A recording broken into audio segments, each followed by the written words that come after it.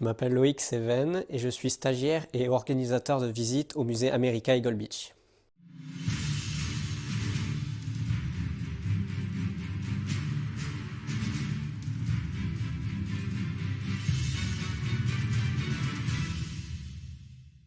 Donc voici le livre de sortie du rear gunner Kenneth Bird.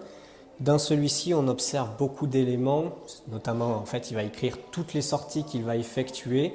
C'est très signé. En fait, son escadron est situé à Melbourne, donc dans le nord de l'Angleterre. Et avec ces bombardiers, ils vont arriver pour bombarder la batterie, le site du Mont Flory, une batterie côtière qui fait peur aux Britanniques, tout simplement parce qu'elle peut viser les navires qui se trouvent en mer.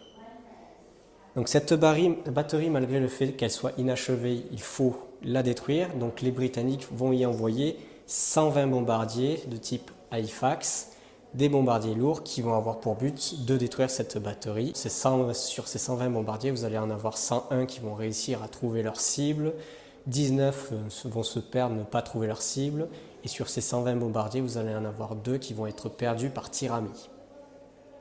Les Allemands, eux, n'avaient aucune défense antiaérienne qui permettait d'abattre ces bombardiers.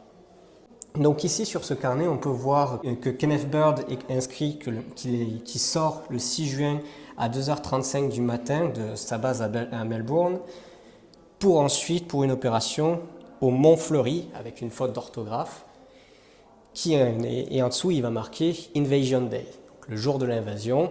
C'est pour signaler qu'en fait, c'est du coup le débarquement. Et par ailleurs, il va faire une seconde sortie le jour J, c'était à 22h20 pour cette fois-ci bombarder Saint-Lô.